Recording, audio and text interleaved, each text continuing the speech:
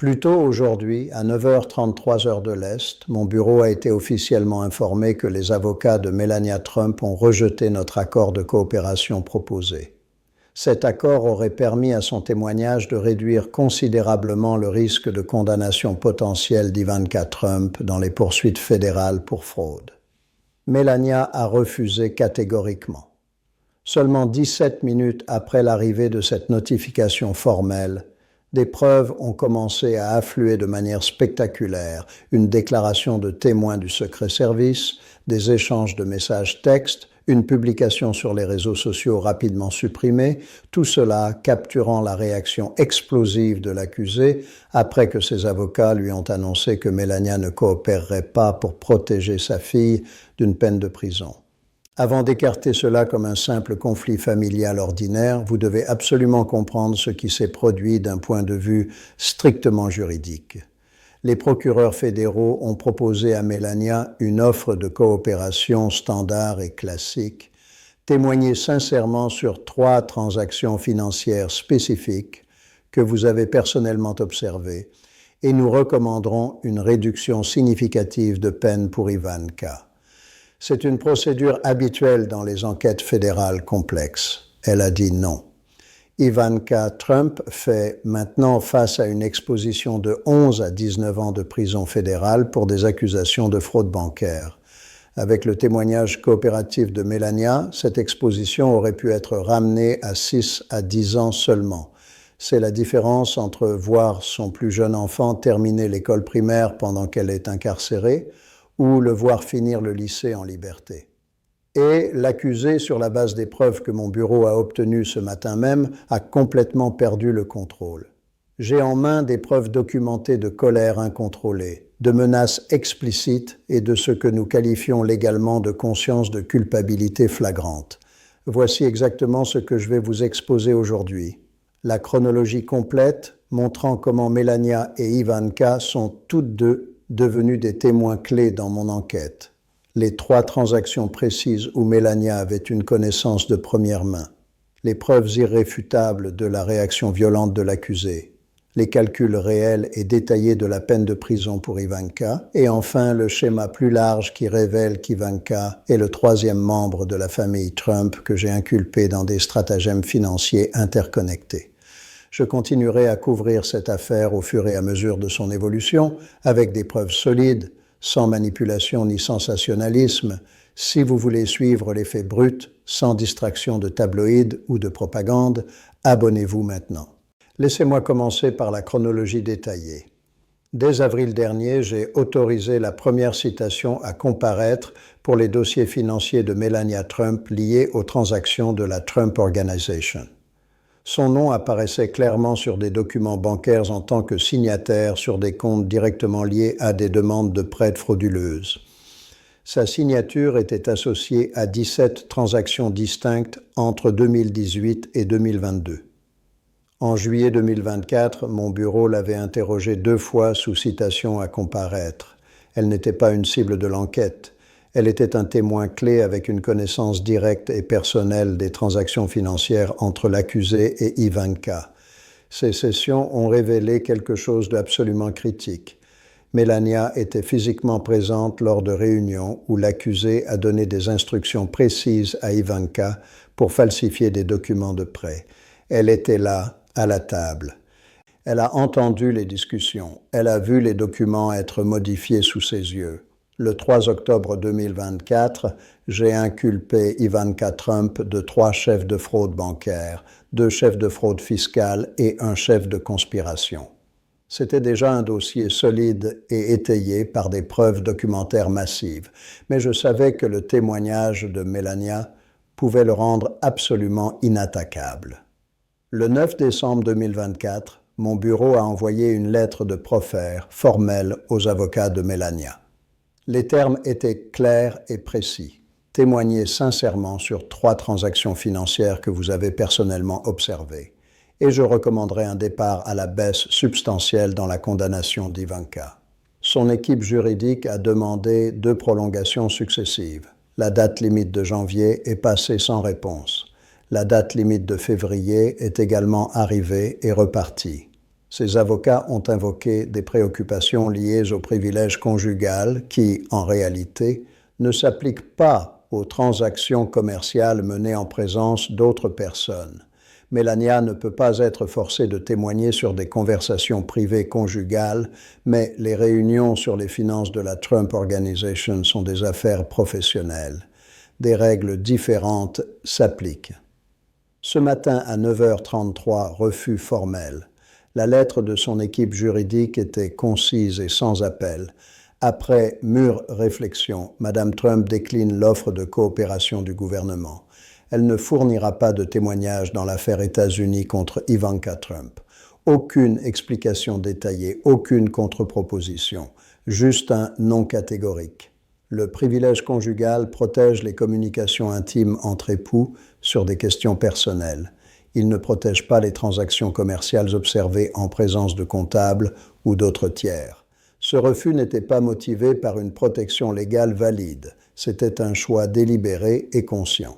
Elle a entendu les discussions. Elle a vu les documents être modifiés sous ses yeux. Le 3 octobre 2024, j'ai inculpé Ivanka Trump de 3 chefs de fraude bancaire, 2 chefs de fraude fiscale et un chef de conspiration. C'était déjà un dossier solide et étayé par des preuves documentaires massives, mais je savais que le témoignage de Melania pouvait le rendre absolument inattaquable. Le 9 décembre 2024, mon bureau a envoyé une lettre de profert formel aux avocats de Melania. Les termes étaient clairs et précis. Témoignez sincèrement sur 3 transactions financières que vous avez personnellement observées et je recommanderai un départ à la baisse substantielle dans la condamnation d'Ivanka. Maintenant, laissez-moi vous montrer précisément quel témoignage Melania aurait pu fournir, car les détails comptent énormément. Transaction numéro 1, 17 mai 2019, bureau exécutif de Mar-a-Lago. Une réunion à laquelle ont assisté l'accusé, Ivanka, Melania et 2 comptables de la Trump Organization. Le sujet central était une demande de prêt de 47 millions de dollars auprès de Deutsche Bank. J'ai des courriels confirmant la programmation de cette réunion. J'ai le témoignage d'un comptable confirmant qu'elle a bien eu lieu. Ce que je n'ai pas de Melania, c'est son récit de première main de ce que l'accusé aurait dit à Ivanka au sujet de l'inflation délibérée des évaluations d'actifs sur la demande de prêt. Le comptable a témoigné que l'accusé a donné des instructions claires à Ivanka pour utiliser des évaluations datant de 2017, significativement plus élevées que les valeurs de marché réelles de 2019. Melania était assise à cette même table. Son témoignage aurait pu corroborer pleinement la déclaration du comptable et renforcer l'accusation de fraude intentionnelle. Transaction numéro 2, échange de messages textes entre Melania et Ivanka pendant août 2020. Le sujet portait sur un audit IRS des déclarations fiscales de la Trump Organization. Ces messages montrent Ivanka demandant à Melania des conseils sur la gestion d'un problème de divulgation d'actifs. Les réponses de Melania suggèrent une connaissance directe d'une structure offshore. Un message dit textuellement « Utilise la structure de Chypre comme nous en avons discuté avec ton père. Ils ne peuvent pas tracer la propriété bénéficiaire. » J'aurais voulu que Melania explique exactement ce que signifiait cette structure de Chypre, ce qui avait été discuté avec l'accusé et ce qu'elle savait sur la dissimulation de la propriété bénéficiaire réelle. Transaction numéro 3. Connaissance de première main des comptes offshore contrôlés par Ivanka. Les dossiers bancaires montrent que Melania a été listée comme utilisatrice autorisée sur 2 comptes à Chypre et 1 aux îles Caïmans. Les dépôts totaux sur ces comptes de 2018 à 2022 s'élèvent à 18,4 millions de dollars. Son témoignage aurait pu clarifier la source exacte de ces fonds, le véritable but de ces comptes et le niveau de contrôle qu'Ivanka exerçait sur eux. Voici ce que signifie un témoignage corroborant en termes simples et concrets. J'ai déjà des preuves documentaires massives, courriels, dossiers bancaires, messages textes. J'ai déjà le témoignage des comptables coopérants. Mais quand un membre de la famille qui était physiquement présent confirme ce que montrent les documents, cela élimine tout doute raisonnable. J'ai poursuivi Paul Manafort pour crimes financiers. Les messages textes de sa fille sont devenus des preuves décisives. Dynamique familiale similaire. Les transactions commerciales ne bénéficient pas de la protection du privilège familial. Maintenant, laissez-moi vous montrer les preuves irréfutables de la façon dont l'accusé a réagi lorsqu'il a appris ce refus. Ce matin à 10h15, un agent du secret service assigné à sa protection a soumis une déclaration de témoin volontaire à mon bureau. Cette déclaration décrit un appel téléphonique que l'agent a entendu par inadvertance entre l'accusé et son avocat principal vers 9h52. L'accusé était à l'intérieur d'une zone résidentielle à Mar-a-Lago lorsqu'il a reçu l'appel. L'agent, positionné à environ 12 pieds de distance pour assurer une protection standard, a entendu l'accusé crier « Melania trahit cette famille. Elle prend le parti de Smith contre sa propre fille. » L'appel a duré environ 4 minutes. L'agent a noté une escalade rapide du volume et des grossièretés.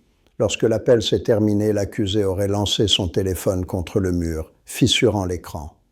C'est une déclaration sous serment d'un agent fédéral d'application de la loi, une preuve solide de conscience de culpabilité. Élément de preuve suivant, un message texte entre l'accusé et son fils Eric Trump daté de 11h03 ce matin. L'accusé écrit « Fais comprendre à ta mère ce que signifie la loyauté pour cette famille. Ivanka fait face à la prison à cause de son silence. » Eric répond « Je vais lui parler. » L'accusé enchaîne « Parler ne réglera pas cela. Elle doit savoir qu'il y a des conséquences. » J'ai poursuivi des affaires de crime organisé où la pression familiale est devenue une preuve d'obstruction de justice. Cette séquence, rage immédiate suivie d'une tentative claire de faire pression sur un autre membre de la famille pour influencer un témoin, est exactement ce que nous qualifions de conscience de culpabilité. Élément de preuve numéro 3, une publication Truth Social postée par l'accusé à 11h27 et supprimée à 11h44. Elle est restée en ligne pendant 17 minutes seulement. Des captures d'écran ont été préservées par plusieurs sources. La publication déclarait « Les épouses déloyales qui mettent les procureurs avant la famille apprendront ce que signifient les vraies conséquences. Certaines personnes valorisent leur propre peau plutôt que leurs enfants. Triste. Supprimé trop tard. J'ai les preuves. Au tribunal, cela s'appelle conscience de culpabilité. En dehors du tribunal, cela signifie quand quelqu'un répond par la colère, les menaces et les tentatives de pression au lieu de l'indifférence, ce comportement suggère une conscience aiguë de la gravité des faits. Si le témoignage de Melania était insignifiant ou faux, pourquoi cette explosion de rage? Pourquoi faire pression sur Eric? Pourquoi poster une menace publique?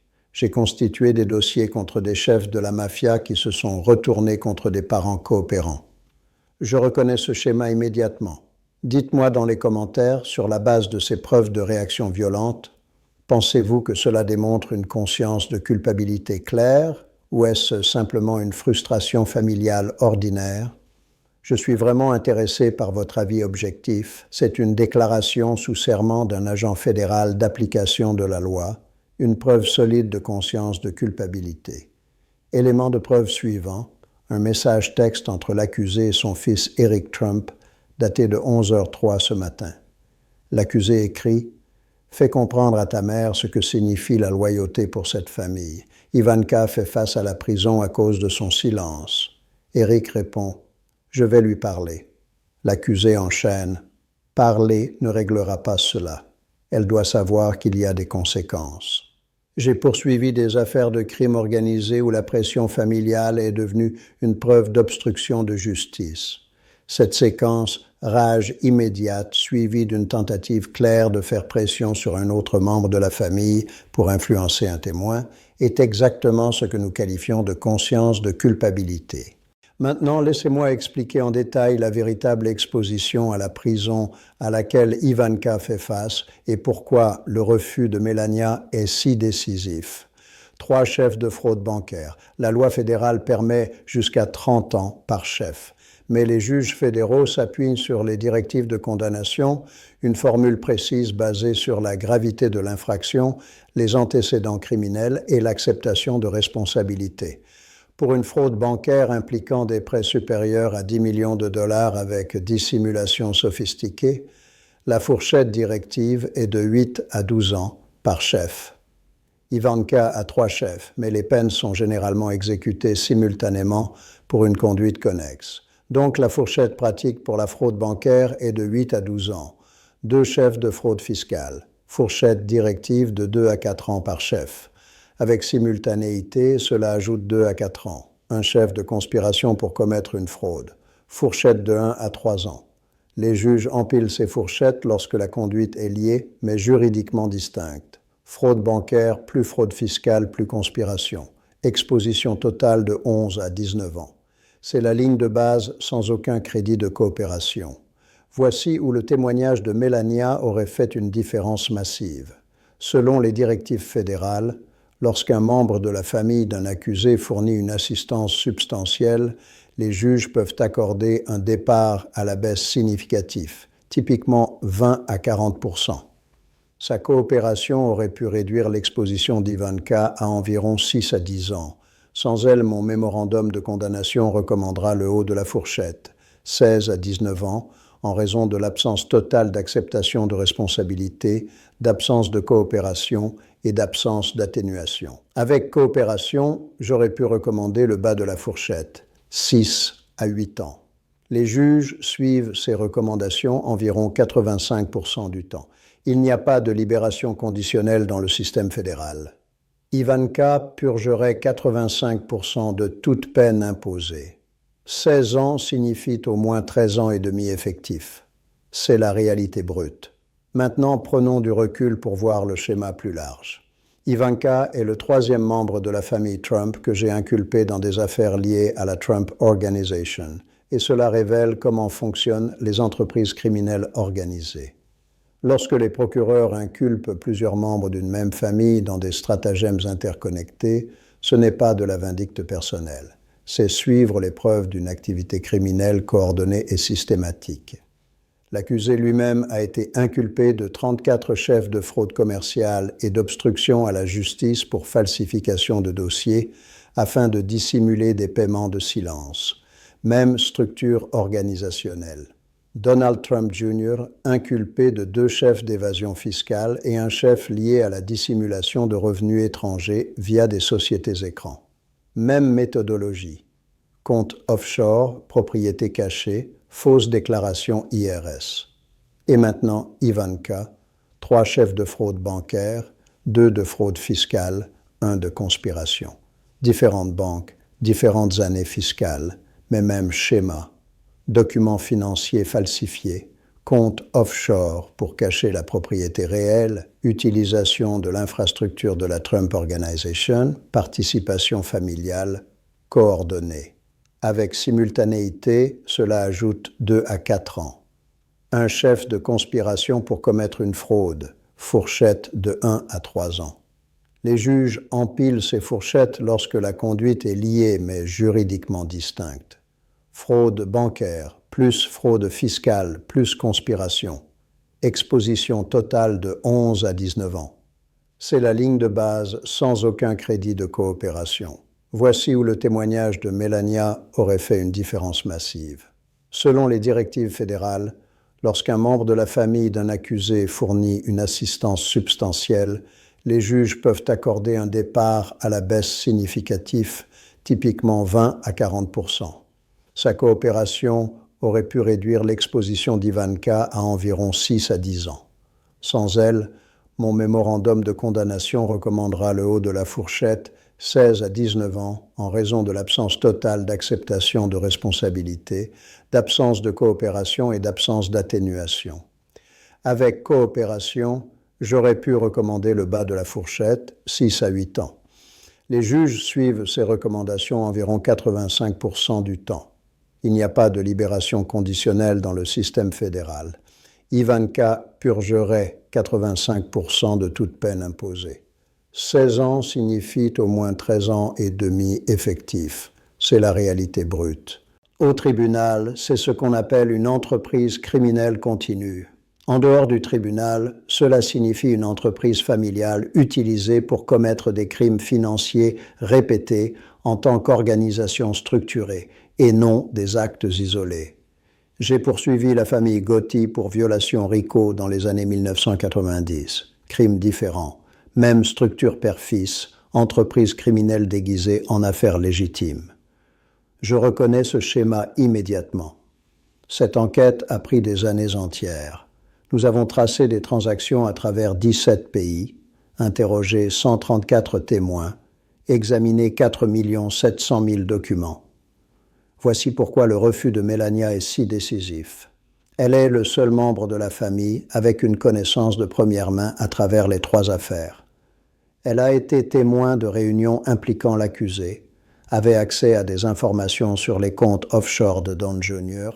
et a observé des transactions centrales aux accusations d'Ivanka. Son témoignage aurait pu lier l'ensemble du schéma, prouvant qu'il ne s'agit pas de 3 affaires séparées, mais d'une entreprise familiale construite sur une fraude systématique et coordonnée. Elle a choisi de ne pas témoigner. Maintenant, voici ce qui se passe ensuite. La date du procès est fixée. Sa décision est finale et irrévocable. L'horloge avance à toute vitesse. Le procès commence le 9 juin 2026, dans 124 jours à partir d'aujourd'hui. Plus de report possible. La sélection du jury démarre ce jour-là. 15 mars, motion finale. 7 avril, audience sur les preuves. 1er mai, liste des témoins finalisée. 2 juin, questionnaire du jury envoyé. 9 juin, sélection du jury.